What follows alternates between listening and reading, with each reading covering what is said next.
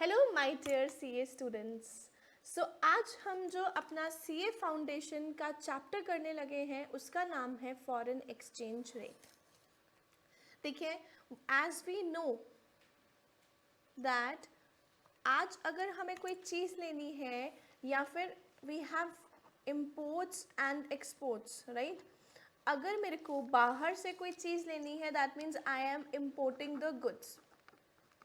For example there is Sephora, right, brand. तो मेरे को क्या करना है, उसकी फाउंडेशन जो है वो इम्पोर्ट करवानी है, राइट। तो मुझे पेमेंट कैसे करनी पड़ेगी? I need to pay in terms of the dollar. तो सपोज $1 इज 72। तो दैट मीन्स ये जो डॉलर है ना, मैं कहाँ पे रह रही हूँ? I am residing in India. I am residing in India और इंडिया की करेंसी कौन सी है? रुपीज़। तो we got the concept that is India की करेंसी जहाँ पे मैं रह रही हूँ उसको बोलते हैं होम करेंसी, या फिर हम बोलते हैं डोमेस्टिक करेंसी। और जिसमें मैं पेमेंट कर रही हूँ विच इज़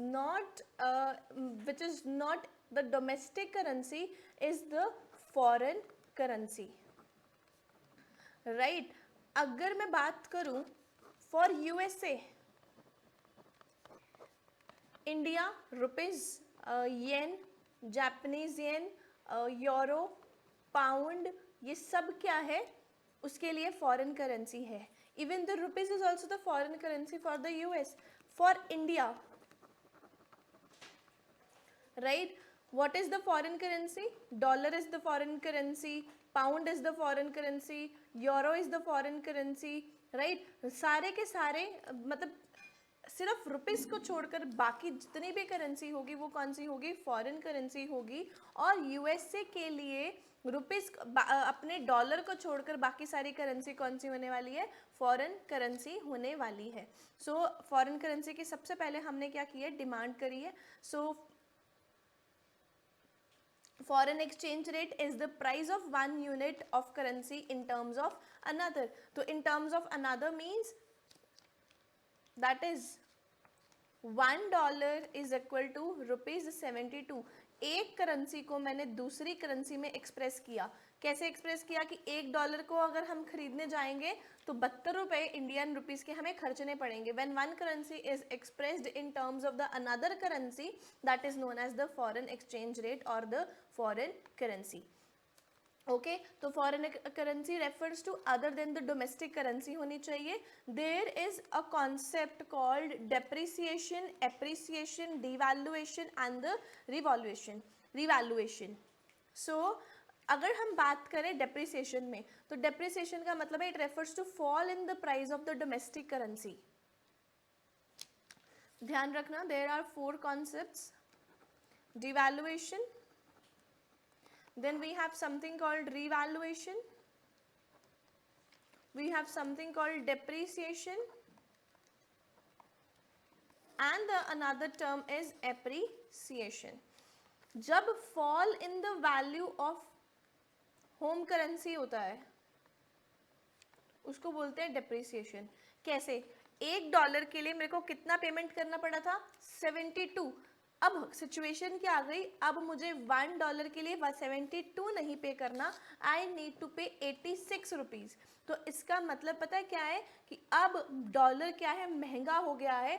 द मोमेंट ये महंगा हो गया है that means this our currency that is home currency got depreciated. Simple सा ध्यान रखो, अगर होम करेंसी जो है वो कम हो जाती है, मतलब महंगी हो जाती है, तो वो उसमें क्या, दैट मीन्स हमारी होम करेंसी क्या है? डेप्रिशिएट हो गई है। अगर एप्रिसिएशन का मतलब increase in the value of the home currency.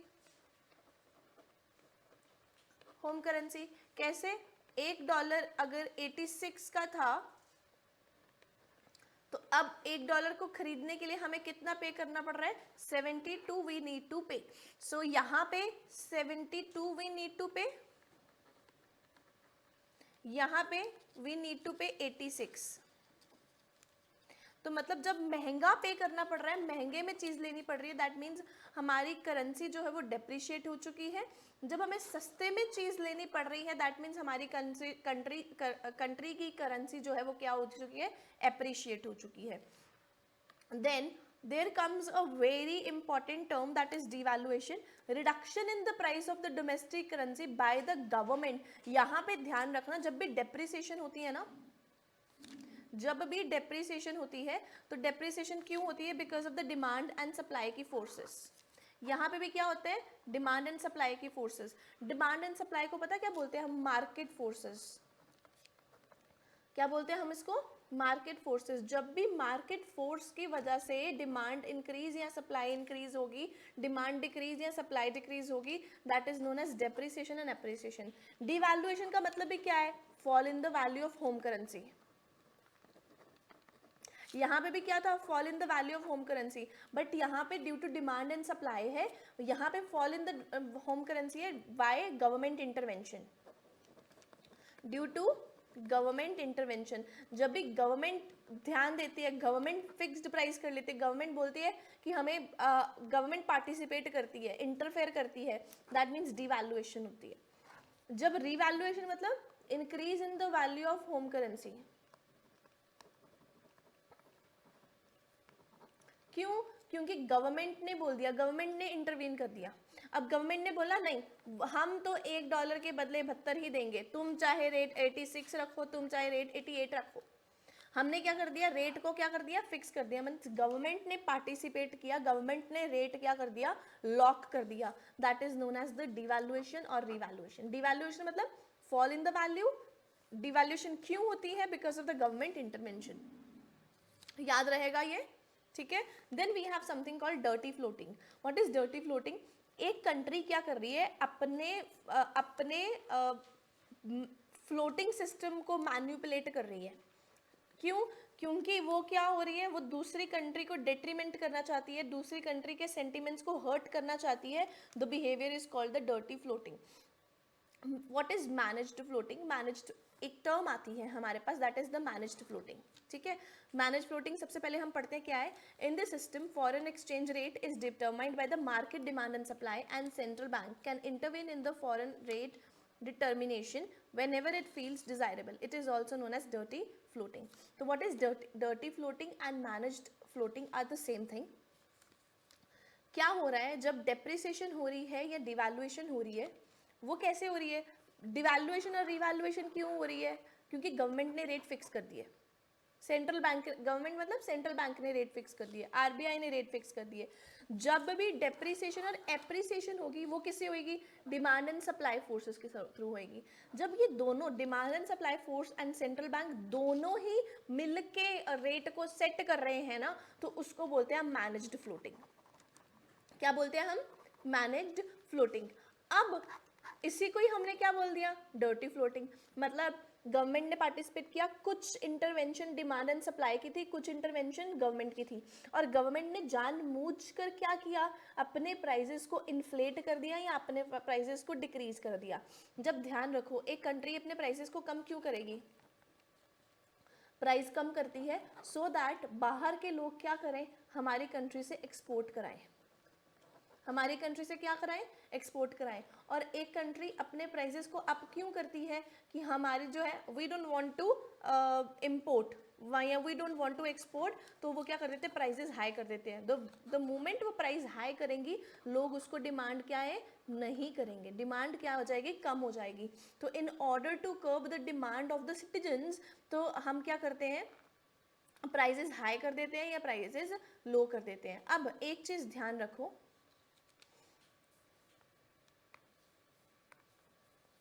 देखो कभी भी आपने कभी सुना, कभी ये न्यूज़ आई थी, like this is real news, 2017 या 18 की बात है, ठीक है।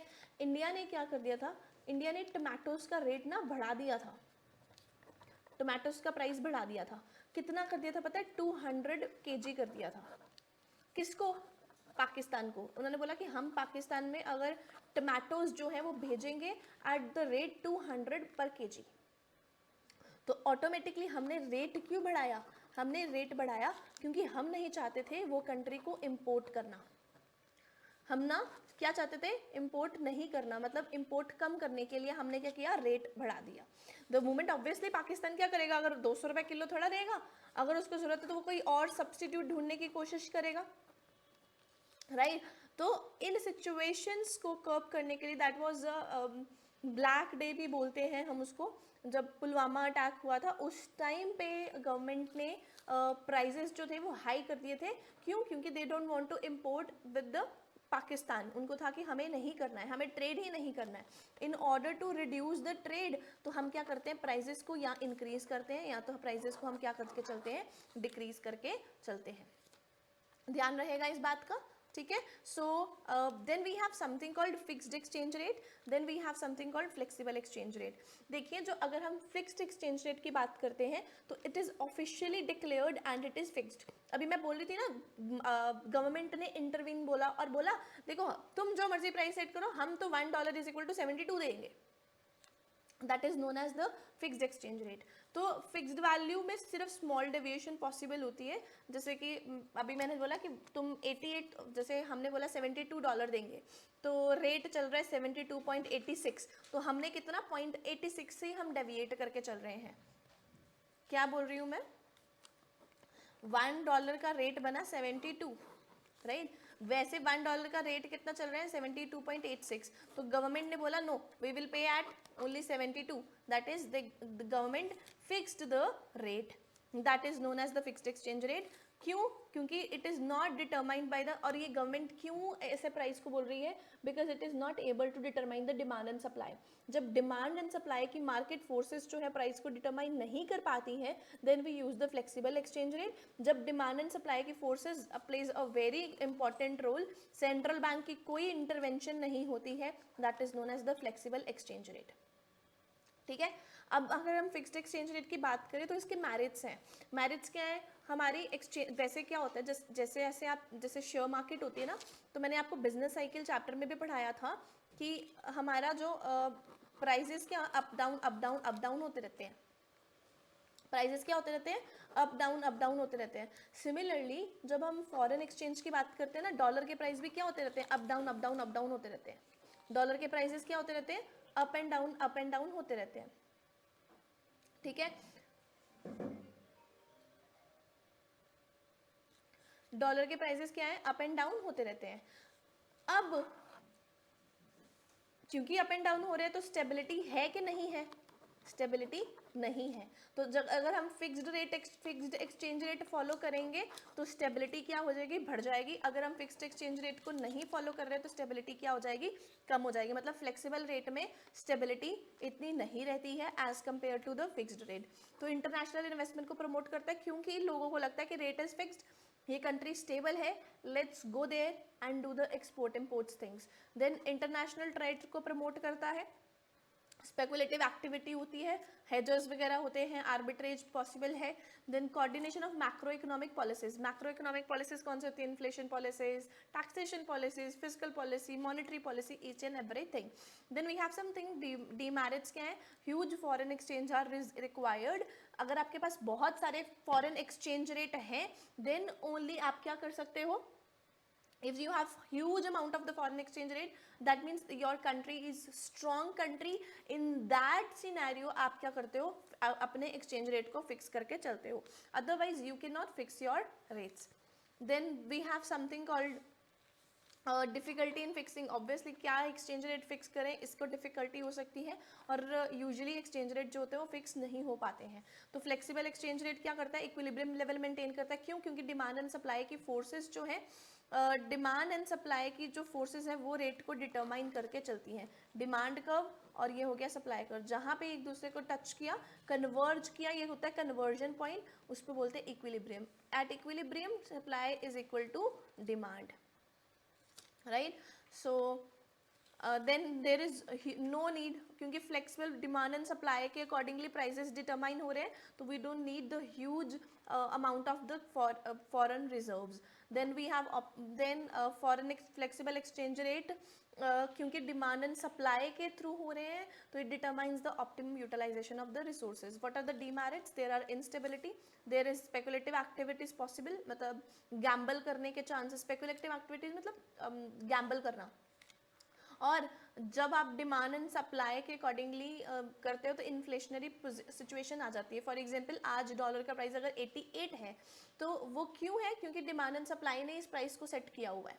गवर्नमेंट की कोई इंटरवेंशन नहीं. कभी सुना है कि आरबीआई बोलेगा नहीं नहीं हम इतना ही पेमेंट करेंगे? नो, हमारे यहाँ पर demand and supply plays a important role.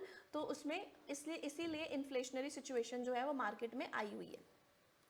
Then we have already done this depreciation fixed exchange rate. So determination of the exchange rate, exchange rate कैसे डिटरमाइन होता है? वो ऑब्वियसली ये डिमांड कर्व आ रहा है, यहाँ पे सप्लाई कर्व है, जिस रेट पे ये टच कर गया that is conversion point, converge point, उसको बोलेंगे इक्विलिब्रियम. नीचे के हिस्से में क्या होती है? एक्सेस डिमांड होती है. ऊपर के हिस्से में क्या होती है? एक्सेस सप्लाई होती है. ये आप एग्रीगेट डिमांड और aggregate supply and deficient demand deficient supply में पढ़ने वाले हो. ऊपर क्या होता है? एक्सेस सप्लाई होगी, नीचे क्या होगी? एक्सेस डिमांड होगी. अब देखो आपको कब कब फॉरेन एक्सचेंज की ज़रूरत पड़ सकती है. कब कब आपके पास फॉरेन एक्सचेंज आएगा? जब आप सेल करोगे ना बाहर वाली कंट्री में, मतलब एक्सपोर्ट करोगे ना, तब तब आपको क्या आएगा? सप्लाई आएगा, मतलब फॉरेन एक्सचेंज रिजर्व्स आएगा. जब जब आपकी कंट्री में टूरिज्म आएगा, for example Amritsar is a hub of the tourist place, right? Most of the tourist come here for the Golden Temple. So ये हमारा टूरिज्म हब है. Even every shopkeeper is busy near the golden temple. Even in the Amritsar hotels are always booked, right? So ये क्या है? Tourism है. तो tourism से होता क्या है? We are promoting the accumulation of the reserves. देन कौन से रिजर्व्स? फॉरेन रिजर्व्स, जो भी डॉलर्स आते हैं वो. फिर ऑब्वियसली आज हमारे अमृतसर में भी बहुत सारी चीज़ें हैं. इंडिया में तो बहुत ज़्यादा ब्रांड्स जो हैं वो आ चुके हैं, एमएनसीज खुल चुकी हैं. One of this Starbucks is there, Domino's is there, there are many malls which are associated with the foreign brands and collab में यहाँ पे सामान बहुत ज़्यादा बिकता है. Even the in the Chandigarh there is Sephora का मेरे ख्याल से शोरूम है, right? Then the unilateral transfers. Unilateral transfer मतलब बाहर वन साइडेड पेमेंट. मैंने बताया था आपको क्या होता है यूनिलेटरल पेमेंट. जब आप अपने फादर से पैसे लेते हो तो क्या आप उसे रिटर्न करते हो? एंड अगर तो रिटर्न करते हो तो बायलेटरल पेमेंट है. क्यों? आपने अपने पापा को पैसे दिए, पैसे लिए, बेसिकली पापा ने आपको पैसे दिए, आपने उनको पैसे वापस कर दिए. क्योंकि यहाँ पे two circles are involve, it is known as bilateral payment. अगर आपने अपने पापा से पैसे लिए और आपने रिटर्न नहीं किए तो मतलब ये क्या है? Unilateral payment. अगर बाहर के बच्चे, मतलब जो भी बाहर से हमारे इंडिया से हैं या फिर इंडिया को कोई भी बाहर से पैसे मिलते हैं यूनिलेटरल, दैट इज कोई भी गिफ्ट हो सकता है, डोनेशन बोल सकता है, उसे बोलते हैं यूनिलेटरल ट्रांसफर. तो यूनिलेटरल ट्रांसफर पे भी हमारे पास फॉरेन रिजर्व आने के चांसेस है. बाकी स्पेकुलेशन होती है हेजिंग. हम क्या करते हैं? हेज करके चलते हैं अपनी पोजिशन को. I will explain speculation in the another session.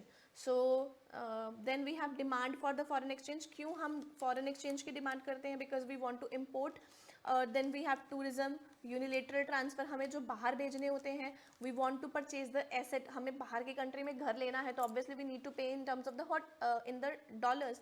आज बहुत से लोग जो है वो PR लेके, परमानेंट रेजिडेंसी लेके बाहर शिफ्ट होते हैं, है ना? तो वो क्या करते हैं? एसेट्स को परचेज करते हैं इन द मतलब फॉरेन कंट्री में हम एसेट परचेज करते हैं. जैसे 4 करोड़ देते हैं घर का, बिजनेस सेटअप का, है ना? तो वो क्या है? We are purchasing the assets in the foreign country. Obviously अगर हमें फॉरेन कंट्री में कोई भी एसेट परचेज करना, we need to pay in terms of the dollars या फिर whatever the currency to speculate on the value of foreign currency. Foreign currency अगर हमें लगता है कि बढ़ने वाली है, हम क्या करते हैं? उसको आज ही खरीद लेते हैं. अगर हमें लगता है कि इन फ्यूचर में जाके फॉरेन करेंसी क्या होने वाली है? गिरने वाली है, तो आज के आज हम क्या कर देते हैं? बेच देते हैं. What I try to explain you, if I think foreign currency, इसको लिख लेना जो मैं लिख रही हूँ, ठीक है। If I think foreign currency will fall in future, तो आज के रख के क्या फ़ायदा है ना। तो हम क्या करेंगे, आज के आज क्या रखेंगे, सेल करके चलेंगे। या अगर सेल नहीं समझ लग रहा तो हम डिमांड नहीं करेंगे, हम आज demand, today we will not demand. If I think foreign currency rise in the future, हमें लगता है कि प्राइजेस क्या होने वाले हैं, बढ़ने वाले हैं, तो मैं आज के आज टुडे डिमांड करके चलूँगा, क्योंकि मुझे पता है जब प्राइसेस बढ़ जाएंगे तो मैं उसे सेल करूँगा, तो मुझे क्या हो जाएगा, मुनाफा हो जाएगा। I will get the benefit out of that, right. So I think we are done with the chapter. We have something called markets. So we have two types of markets. Yes, please. We have two type of the markets. पहली type of market है that is the spot market.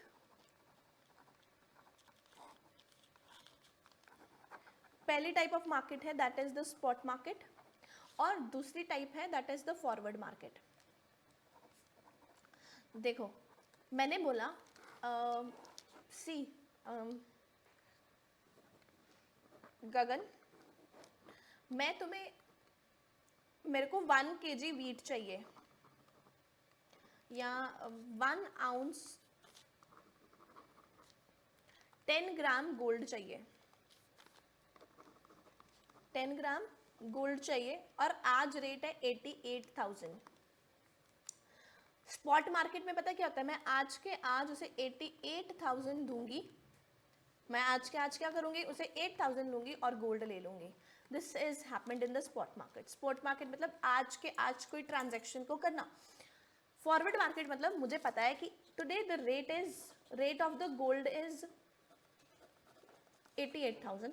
मुझे पता है कि future में जाकर ना, मतलब आफ्टर 3 months ये जो रेट है ना वो 96,000 होने वाला है, राइट. पर मैं चाहता हूँ कि मैं आज के आज पेमेंट ना करूँ क्योंकि मेरे पास पैसा नहीं है, पर मुझे पता है 3 महीने के बाद मेरे पास पैसा आ जाएगा. तो मैं क्या उसे बोलूँगी कि देख भाई, मैं तेरे को पेमेंट क्या करूँगी, आफ्टर 3 months करूँगी, फ्यूचर में करूँगी, बट आज तू मेरे लिए क्या कर ले, रेट लॉक कर ले, राइट. उसे बोलते हैं हम फॉरवर्ड मार्केट. तो जब हम रेट लॉक कर रहे हैं ना, तो हम क्या कर रहे हैं पता है, हम हेजिंग कर रहे हैं. हम क्या कर रहे हैं, हेजिंग कर रहे हैं. सो स्पॉट मार्केट डेली नेचर का होता है, current market price spot market का होता है. जब हम क्या कर रहे हैं, फ्यूचर में डिलीवरी लेके चल रहे हैं, फ्यूचर में गोल्ड लेंगे, फ्यूचर में प्राइस पे करेंगे, उसको बोलेंगे हम क्या, forward market.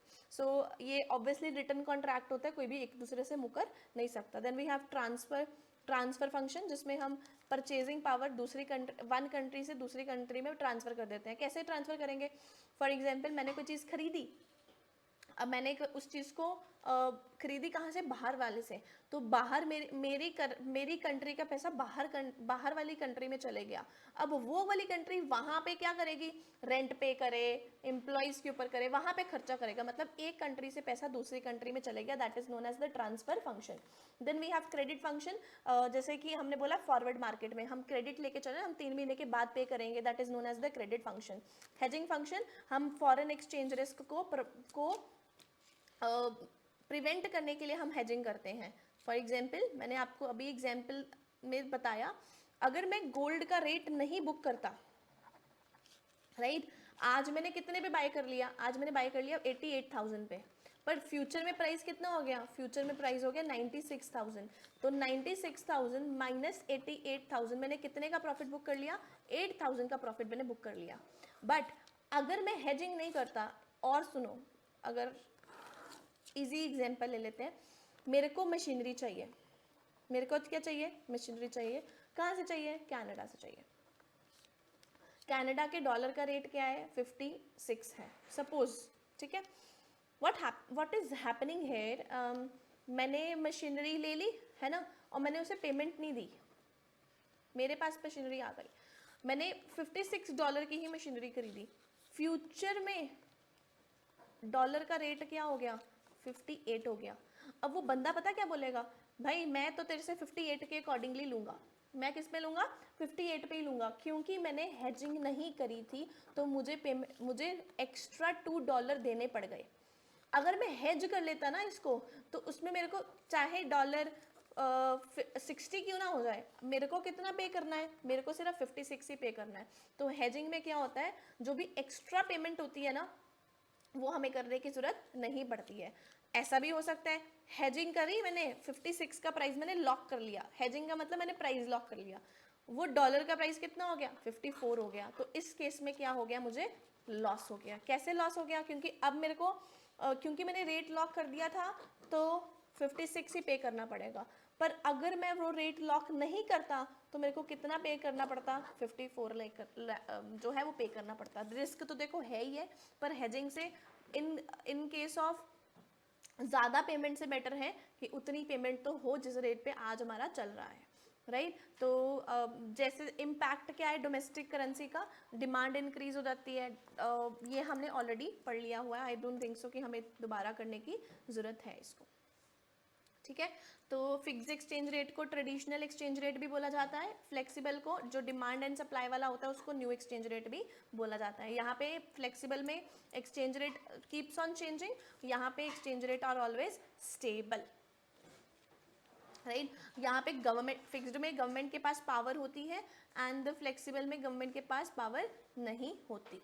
Okay, so this was all about it. I hope you enjoyed the lecture, right? So we have done this chapter in 26 minutes. Then now we will move towards the solving of the MCQ. Thank you so much. Goodbye.